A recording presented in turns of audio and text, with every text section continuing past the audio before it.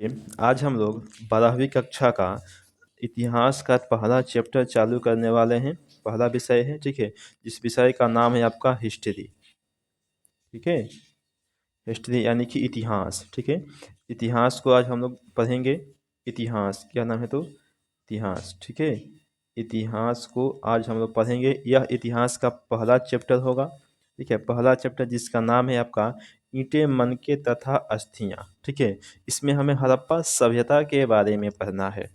हड़प्पा सभ्यता या फिर इसका एक और नाम है सिंधु घाटी का सभ्यता, ठीक है। सिंधु घाटी सभ्यता, हड़प्पा सभ्यता कहिए या फिर सिंधु घाटी सभ्यता। अगर बात करें एग्जाम ऑफ व्यू से, तो यह एग्जाम के लिए यह चैप्टर जो है बहुत ही महत्वपूर्ण है, क्योंकि इस चैप्टर से आपका बहुत सारे प्रश्न पूछे जाते हैं एग्जाम में, ठीक है। आपके एग्जाम में इस चैप्टर से बहुत सारे प्रश्न पूछे जाते हैं, इसलिए इस चैप्टर को आप ध्यान से पढ़िए, ठीक है। चलिए तो हम लोग शुरुआत करते हैं।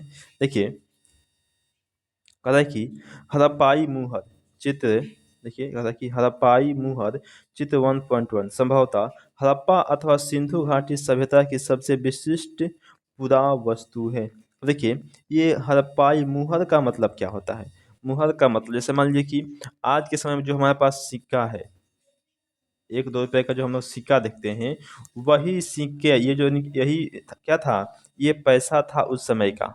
ये मुहर कहने का मतलब कोई मारने वाला मुहर नहीं होता है, ये होता है आपका पैसा, ठीक है। यानी कि हड़प्पाई मुहर का मतलब हुआ कि पैसा, ठीक है। कहता है कि हड़प्पाई मुहर संभवतः हड़प्पा अथवा सिंधु घाटी सभ्यता, अभी आपको हम बताया नहीं कि हड़प्पा सभ्यता कहिए या फिर सिंधु घाटी की सभ्यता कहिए, दोनों एक ही बात है।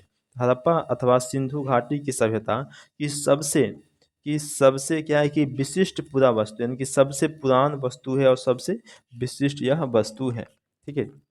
देखिए, सेलखड़ी नामक पत्थर से बनाई गई इन मुहरों पर सामान्य रूप से जानवरों के चित्र तथा एक ऐसी लिपि के चिन्ह उत्कीर्ण है जिन्हें अभी तक पढ़ा नहीं जा सका है। देखिए, कहता है कि यह जो मुहरें बनती थी वह किस पत्थर की बनती थी? तो सेलखड़ी के पत्थर की बनती थी। यह आपसे पूछेगा कि सिंधु घाटी सभ्यता के समय जो मुहरें बनती थी, जो मुहरें बनती थी वह किस पत्थर की बनी हुई थी? लिखेंगे कि सेलखड़ी के पत्थर के, ठीक है। सेलखड़ी के पत्थर की ये जो मुहरें है वो बना करती थी, ठीक है। और साथ ही साथ इसमें कुछ लिखा गया है, देखिए यहाँ पर ये कुछ लिखा गया है, लेकिन इसके लेख को अभी तक किसी ने नहीं पढ़ा है, ठीक है। इसको पढ़ा नहीं जा सका है। कह रहा है कि फिर भी हमें इस क्षेत्र में उस समय बसे लोगों के जीवन के विषय में उनके द्वारा पीछे छोड़ी गई पूरा वस्तुओं जैसे आवासों, मृद भांडों, आभूषणों, औजारों तथा मुहरों, दूसरे शब्दों में पुरातात्विक साक्ष्यों के माध्यम से बहुत जानकारी मिलती है। देखिए, कह रहा है कि भले ही हम इसको पढ़ नहीं पाए हैं, लेकिन इनके द्वारा कुछ छोड़े गए कुछ आवास, यानी कुछ घर छोड़े गए जहाँ पे ये लोग रहते हैं, ठीक है। इनके द्वारा कुछ आभूषण है, कुछ औजार है जिससे ये लोग अपना शिकार करते थे। इससे हमें इनके बारे में जानकारी मिलती है, बहुत सारी जानकारी धीरे धीरे मिलती है। अब कह रहा है कि अब हम देखेंगे कि हम हड़प्पा सभ्यता के विषय में क्या और कैसे जानते हैं, ठीक है। चलिए, कह रहा है कि हम यह अन्वेषण करेंगे कि पुरातात्विक साक्ष्यों की व्याख्या कैसे की जाती है।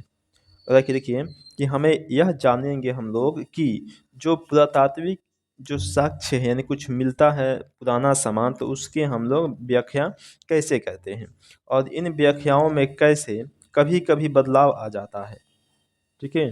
कभी कभी क्या होता है कि जो चीज़ खोजा गया है इस पर लिखा गया और दूसरा बार कोई और खोजा तो कहा कि नहीं, ये नहीं कोई और है, यानी कि बदलाव उसमें चेंजिंग हो जाता है। निश्चित रूप से इस सभ्यता के कई पहलू आज भी हमारी जानकारी से परे हैं।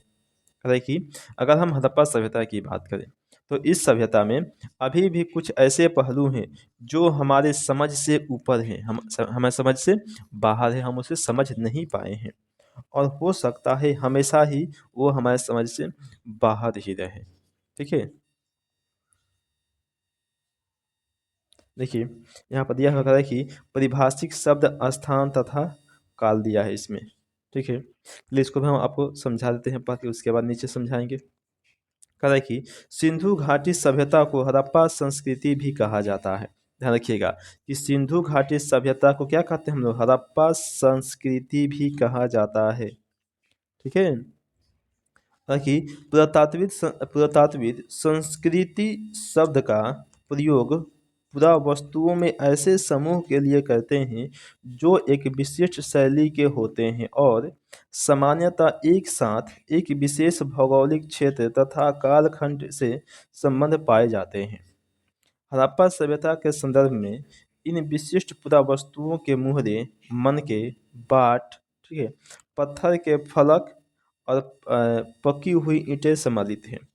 देखिए कह रहा है कि जो मुहर होती थी, जो मुहरें होती थी, यानी कि जो सिक्के होते थे, जो मनके होते थे, ठीक है, जो बाट होते थे, बाट कहे तो यानी कि जो किसी वस्तु को जो मान लीजिए कि वजन करने के लिए, जैसे आज के समय में क्या होता है, किलो होता है, बटखा जिसको बटखारा बोलते हैं, किलो होता है ना, उसी को बाट बोल रहा है। वह जो बाट होता था वो सब पत्थर के होते थे या फिर ईंट के होते थे। ठीक है, आज के समय में भी देखिएगा कहीं कहीं कोई कोई व्यक्ति के पास नहीं होता है तो वो क्या करते हैं कि ईंट का चाहे पत्थर का वो लोग अपना बटखरा जो है वो बना लेते हैं। ठीक है, कहता है कि ये वस्तुएं अफगानिस्तान, जम्मू, बलूचिस्तान यानी कि जो पाकिस्तान में है तथा गुजरात जैसे क्षेत्रों से मिली है जो एक दूसरे से लंबी दूरी पर स्थित है। ठीक है, कहता है कि ये जो चित्र हैं ये क्या मिला कि अफगानिस्तान से मिला है, जम्मू कश्मीर से मिला है और बलूचिस्तान से मिला है, जो एक दूसरे से बहुत ही काफ़ी दूरी पर ये लोग स्थित हैं। अगर देखिए कहता है कि देखिए ये सब क्या है आपका, कि इस सभ्यता का नामकरण हड़प्पा नामक स्थान जहां एक संस्कृति पहली बार खोजी गई थी, ठीक है, के नाम पर किया गया है। इस काल इसका जो काल निर्धारण है वह लगभग 2600 से 1900 ईसा पूर्व के बीच किया गया है। ठीक है, इसका जो काल निर्धारण है वह 2600 ईसा पूर्व से लेकर के 1900 ईसा पूर्व तक किया गया है। इस क्षेत्र में इस सभ्यता से पहले और बाद में भी संस्कृतियों अस्तित्व में थी जिन्हें क्रमशः आरंभिक तथा प्रवर्ती हड़प्पा कहा जाता है। इन संस्कृतियों में हड़प्पा सभ्यता को अलग करने के लिए कभी कभी इसे विकसित हड़प्पा सभ्यता भी कहा जाता है। ठीक है, देखिए हड़प्पा सभ्यता को कभी कभी हम क्या कहते हैं कि विकसित हड़प्पा सभ्यता के नाम से भी जानते हैं। ठीक है, अगर देखिए ये आपका चित्र बना हुआ है बाट का, ये चित्र, ओ माय गॉड,